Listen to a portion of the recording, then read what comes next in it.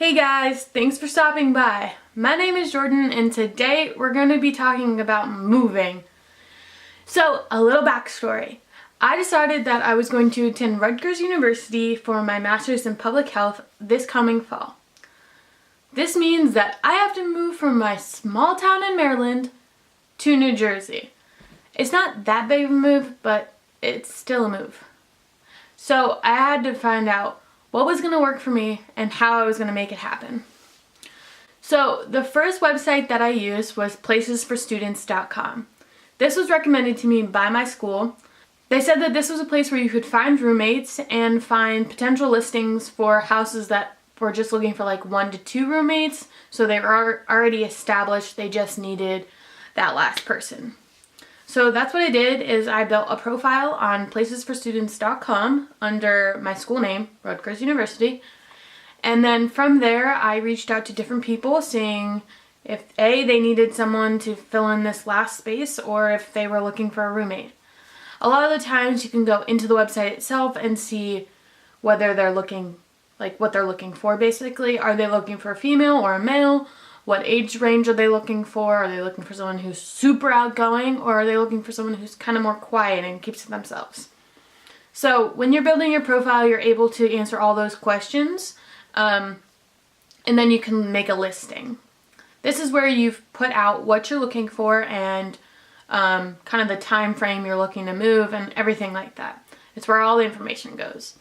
So you enter your email, and once someone finds your profile and they want to try and contact you, Places for Students sends you an email, and that kind of initiates the conversation between the two parties.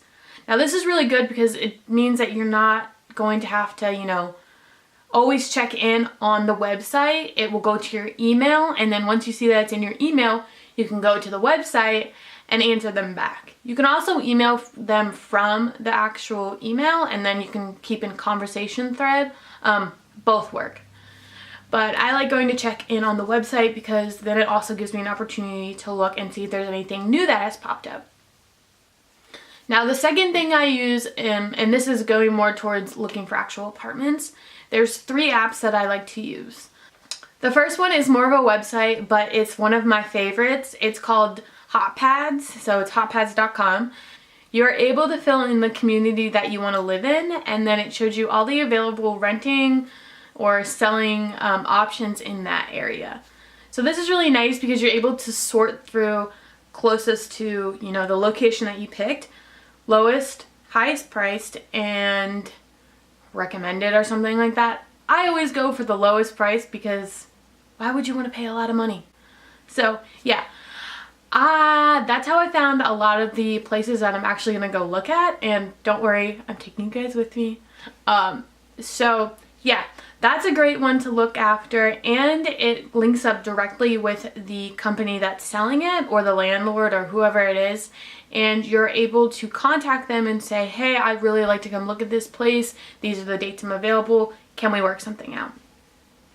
And that way you're able to go see the apartment, because sometimes, even on HotPads, it's not what it looks like when you get there in person. And I know a lot of people already know this, but I just want to reiterate the fact that the internet and what you see in real life are 2 different, very different things. So you're going to want to go and look at these apartments before you put an application in to live. And if you can't make it to the actual location, you're going to want to email them and say, can I see pictures of the apartment that I would be moving into?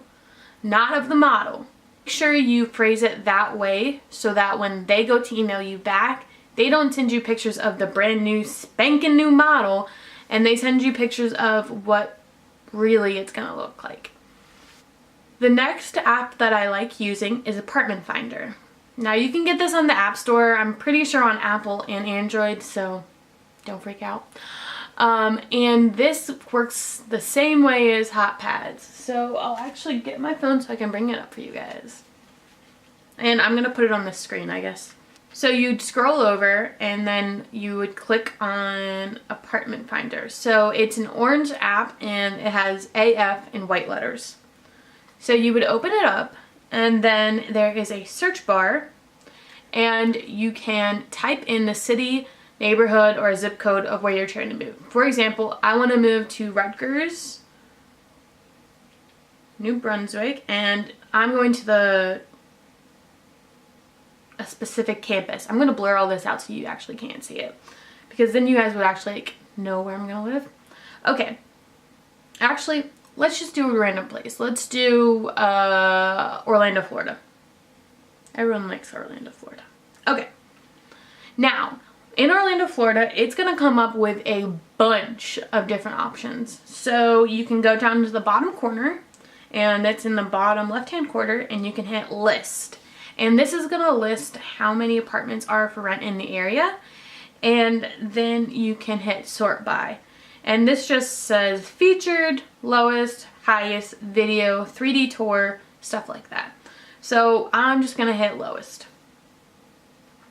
And then you can kind of go through and figure out what place you'd want to live. So for example, say I wanted to live at the, let's see. Let's say I wanted to live at the Verge Orlando. Now this is student housing, and obviously if I was going to Florida, I'd probably be a student. I wouldn't live there. Even though I was born there, fun fact.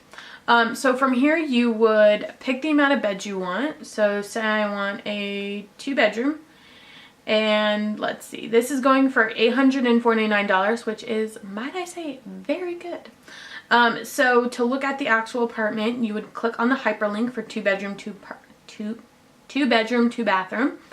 And then you would zoom in, and you can click on it, and then you can kind of look around and see what they all have. For example, this one's really nice, and it has, each bedroom has a closet and a bathroom, and there's a washer dryer. Wow, I needed to live in Florida for school. This is much cheaper than what is happening. Okay, so anyways, as you scroll down, you can see the office hours, and then you can see the features and amenities that come with the location. And then if you end up wanting to contact these people, you would send them, you would click on the little envelope, and then I'm going to blur all this out so you can't see it, but you would just send them a email. And then obviously they either email you back or they call you back. Personally, I prefer when they email me back because I don't like talking to people on the phone. On the page, you can also see parking, pet policies, and then the schools and airports that are around it. Okay, so that's how Apartment Finder works. The next one that I usually tend to use is Zillow, Z-I-L-L-O-W, and that one is blue, and it has a Z on it, and then it says rent at the bottom. So this is basically the same kind of thing. So I'll type in Orlando, Florida. And okay, so it definitely comes up with a lot. So this is basically the same thing, except list is in the top left corner. And again, it shows you pictures of houses and apartments that are up for rent, along with the rent value and the address. So these are the two apps that I usually use on my phone itself to find locations to live. And generally what I do is I like to save each of the houses or apartments that I contact. That way I can keep like a running tally of who I do contact and who I don't. That way I don't contact them more than once and kind of make the whole process a little bit more confusing. The main thing that I wanted you guys to take away from this video is that even though moving can get really scary, especially when it's only you moving, there are ways to do it to make it a more comfortable and easier transition. One is being prepared and having a roommate or friends down where you're going. And then the next is having a comfortable and safe place to live. Now, if you guys have any more questions, anything that you think I could help you with, go ahead and comment down below. And if you guys want me to take you with me to go see these apartments, go ahead and give this video a like and subscribe. And I'll see you guys in my next video.